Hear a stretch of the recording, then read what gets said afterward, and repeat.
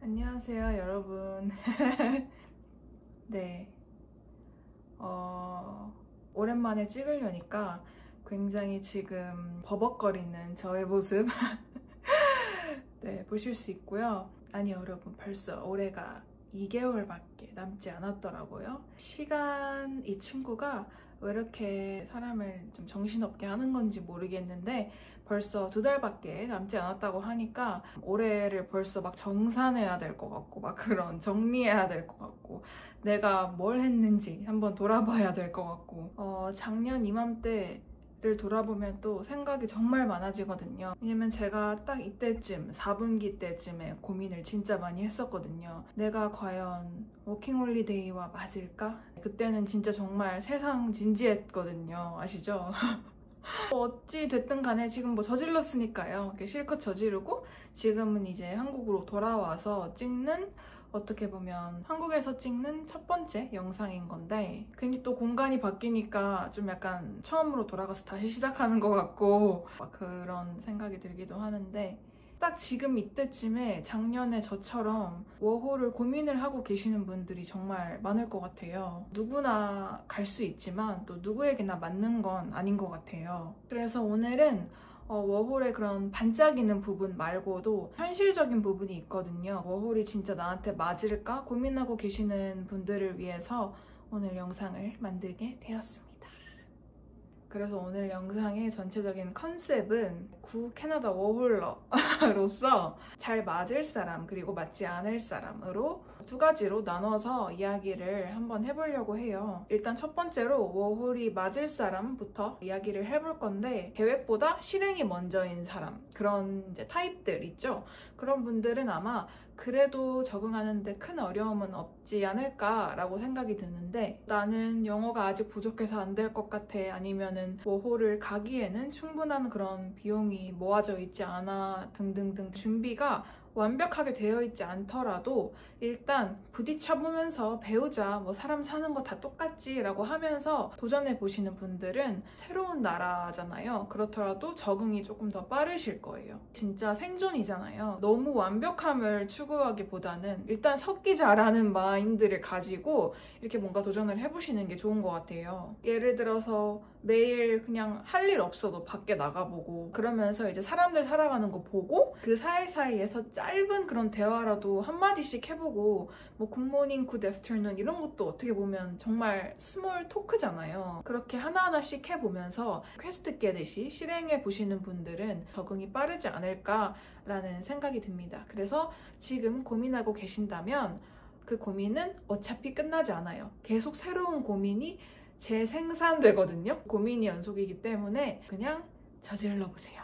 그러면 내가 얼마나 대단한지 알 수 있을 것이다. 그 다음 제가 생각하는 두 번째로 워홀이 잘 맞을 사람은 혼자 있는 시간이 편하신 분들, 그리고 혼자 있는 시간이 불안하지 않은 분들. 워홀을 가면은 혼자 있는 시간이 생각보다 되게 많아지게 돼요. 그러면 이제 우리의 친구는 뭐다? 그 쥐 죽은 듯한 그런 고요함, 그 아이들이 우리의 이제 친구예요. 가끔씩은 그런 고요함이 약간 미친 듯한 불안함이 되어서 돌아올 때가 있어요. 갑자기 막 나 돌아가서 뭐하지? 나 한국 갈까? 이런 생각에 막 물밀듯이 막 밀려오면서 이거는 저 스스로도 항상 약간 다짐하는 자세인데 생각이 항상 현재, 지금, 그리고 오늘에 있어야 좀 덜 힘들거든요. 그리고 또 저 같은 경우에는 날씨의 영향을 되게 많이 받는 편이에요. 근데 제가 있었던 캐나다 밴쿠버 같은 경우에는 사실상 여름 한철을 제외하고 대부분의 계절, 대부분의 달에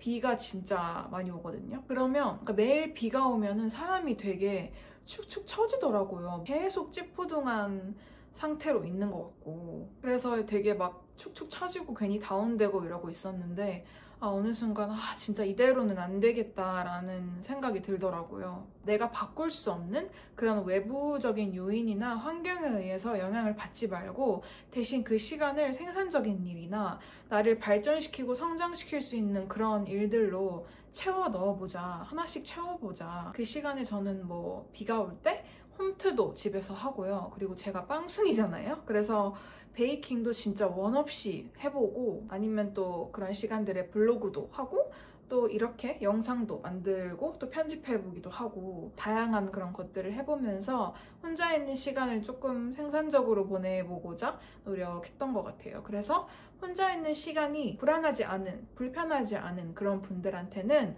워홀을 추천드립니다.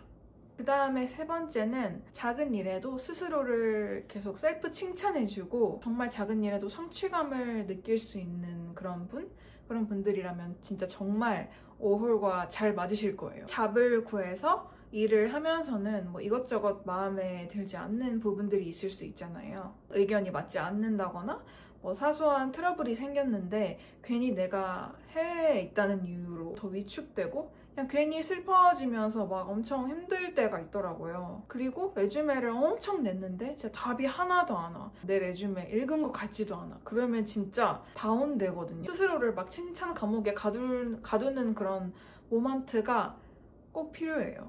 나 부끄럽다 하고 생각하실 수도 있는데 그런 거에 진짜 인색해지면 안 돼요. 내가 그래도 이곳에, 이 먼 곳에 발 붙이고 살아가고 있구나. 셀프 토닥토닥 해주는 그런 느낌으로. 그런 게 좀 익숙하신 분들 있죠? 그런 분들은 워홀 오셔도 적응하기가 어느 정도는 수월할 것이다 라는 생각이 듭니다. 네, 다음은 이런 분들은 워홀이 잘 맞지 않으실 수도 있다. 한 번 더 고민해보시는 게 좋다 라는 분들, 그런 유형에 대해서도 이야기를 해보려고 하는데요.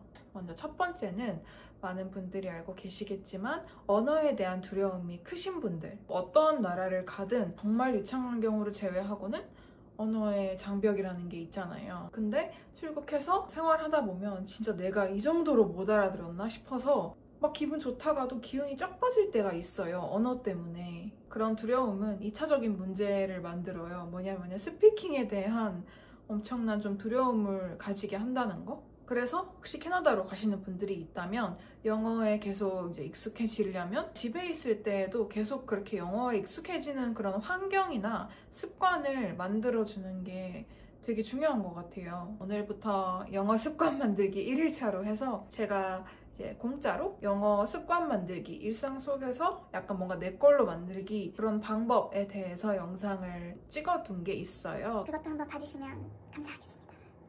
그리고 또 다음으로 한 번 더 생각해 보셔야 한다 라고 말하고 싶은 건 모든 걸 한국식 기준으로 판단하려는 그런 자세예요. 특히 캐나다로 오신다면 어떤 공공 서비스나 배송 같은 게 한국보다 많이 느려요. 대중교통도 한국처럼은 잘 되어 있지 않아요. 놀랐던 거는 제가 택배를 받을 게 있었어요. 그래서 우편함에 갔는데 택배가 없고 어떤 종이 한 장이 있는 거예요. 그래서 뭐라고 적혀 있나 봤더니 여기 그 로비가 아니라 근처 다른 우체국에 가서 방문 수령을 하라 라고 되어 있는 거예요. 아니면 어느 날은 윗동네에 있는 어떤 몰에 가 있기도 하고, 그래서 그거를 찾으러 가야 되는 거죠. 기한 내에 찾으러 가야 되는. 아무튼 이런 식으로 뭔가 생활하면서 한국이란 다른 그런 시스템적으로 다른 그런 부분이 발견됐을 때 내가 이 나라에 살고 있으니까 이 나라의 시스템에 적응해야겠다라고 생각하는 게 좋은 것 같아요. 왜냐하면 다른 부분이 정말 많은데 그 다름이라는 것 때문에 스트레스 받으면 내 하루가 진짜 너무 피곤해지잖아요. 그리고 워홀이 맞지 않을 세 번째 유형은 혼자 있는 시간이 조금 힘든 사람, 그런 분들에게는 조금 워홀이 맞지 않을 수가 있어요. 처음에 혼자 있는 시간을 뭔가 즐길 줄 아시는 분들은 워홀도 잘 맞을 것이다 라고 했잖아요. 혼자 있는 시간이 조금 힘들다 싶은 분들은 워킹홀리데이를 하는 그런 시간들이 힘들 수도 있어요. 생각보다 혼자의 힘으로 해나가고 뭔가 견뎌내야 되는 그런 부분들이 생각보다 더 많을 수가 있거든요. 그런 분들은 워홀을 다시 한번 고민해 보시는 게 좋을 것 같습니다. 마지막은 워킹홀리데이를 스펙으로 생각하시는 분. 다녀와서 이 또한 스펙이 되겠지 라고 생각하실 수도 있을 것 같아요. 스펙이 될 수도 있겠죠. 그런데 이제 워킹홀리데이는 이력서 한 줄 이런 게 아니라 어떤 삶의 방향이나 내가 모르던 내 자신을 찾는 그런 날이 될 수도 있거든요. 그리고 스펙으로 생각하고 접근을 하게 되면 하루하루가 너무 불안할 거예요. 레주메를 계속 작성하고 지원하고 또 오프라인으로도 드랍하러 다니는데 진짜 연락이 진짜 단 한 통도 안 와. 그러면 진짜 그때부터 불안함이라는 감정이 진짜 눈덩이처럼 불어나거든요. 그럼 이제 나 여기 왜 있지? 말도 안 통하는 타국에서 이제 뭐 하고 있는 거지? 그런 생각이 들기 시작하면서 무엇보다 마음이 힘들어지고 너무 지쳐요. 저는 개인적으로 워홀은 어떤 결과보다는 그 안에 과정에서 얻는 게 훨씬 더 크다고 생각해요. 저는 정말 캐나다에 있으면서 그런 순간들이 많았거든요. 몰랐는데 이거 되게 좋아했네? 아, 나는 이런 공간에서 행복하구나. 이런 곳에서 편안함을 느끼는구나. 이런 것처럼 뭔가 깨달음의 순간이 진짜 많았어요. 그런 순간들을 통해서 제 가치관이나 어떤 기준점? 이런 게 한번 좀 리프레시 된 느낌이에요. 네, 여기까지 구 캐나다 워홀러가 말하는 워홀 추천하는 사람, 그렇지 않은 사람 이렇게 나눠서 이야기를 한번 해봤는데요. 워킹 홀리데이는 정말 좋은 기회지만 어느 누구한테나 추천할 수는 없어요. 왜냐하면 뭐 인생의 정답 같은 게 아니니까요. 하지만 워홀 기간 동안 스스로한테 조금 더 솔직해지고 그로 인해서 조금 더 단단해지는 그런 선택이라고 생각해요. 그래서 오늘 영상이 워홀 고민하고 계시는 그런 분들에게 작은 도움이 되었으면 좋겠고요. 워킹홀리데이 출국을 앞두고 계신 분들 화이팅이고요. 고민하고 계시는 분들 오늘 영상 보시고 한 번 더 고민해 보시고 최종적으로는 약간 내 심장이 하는 말을 듣자. 내 심장이 하는 말을 들으면 좋다. 저질러 봐라. 그래도 저질러 봐라. 저질러 보면 내가 얼마나 대단한 사람인지 알 수 있을 것이다 라고 말씀드리고 싶고요. 네, 그렇다면 오늘의 영상은 이쯤에서 마무리를 해보도록 하겠습니다. 네, 그러면 다음 영상으로 만나도록 해요. 안녕.